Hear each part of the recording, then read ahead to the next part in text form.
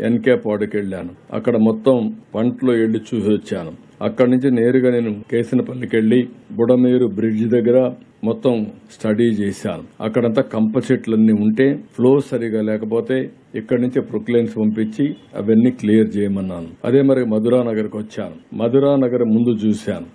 మధురానగర్ ముందు చూస్తే ఏవైతే అక్కడంతా కూడా ఈ ఇండ్లన్నీ కట్టేశారు. ఇండ్లు కట్టేసి మొత్తం ఎన్క్రోచ్మెంట్ చేసి లిస్ట్ ప్రకారం మొత్తం అమ్ముకునే పరిస్థితికి వచ్చారు. తర్వాత అక్కడంతా కూడా ఉంటే మొత్తం చెత్త చెదారం ఇవన్నీ వచ్చి మొత్తం బ్లాక్ చేసే పరిస్థితి వచ్చింది. దాన్ని క్లీన్ చేయలేకపోయారు. దానివల్ల నీళ్లు పోలేని పరిస్థితి వచ్చింది. అది గైడెన్స్ ఇచ్చి నేరుగా ట్రాక్ దగ్గరికి వచ్చాను. ఆ రైల్వే ట్రాక్ మీద ఎక్కి చూశాను. అప్పుడే ట్రైన్ వచ్చింది. ఆ ట్రైన్ వచ్చినప్పుడు నేను గాని కొంచెం షేక్ అయితే అక్కడ వాళ్ళందరూ అటు ఇటు పరిగెత్తే చాలా కన్ఫ్యూజన్ వచ్చేస్తుంది. అందుకే అందరిని అక్కడ నిలబడుకోమని నేను కూడా అక్కడ నిలబడుకున్నాను. That is how train has passed. అది పోయిన తర్వాత చూసాం.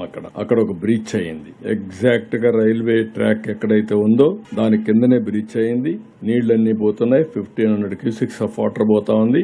బుడమేరు నుంచి అక్కడి నుంచి నేరుగా ఏలూరు కెనాల్ కు వస్తా ఉంది.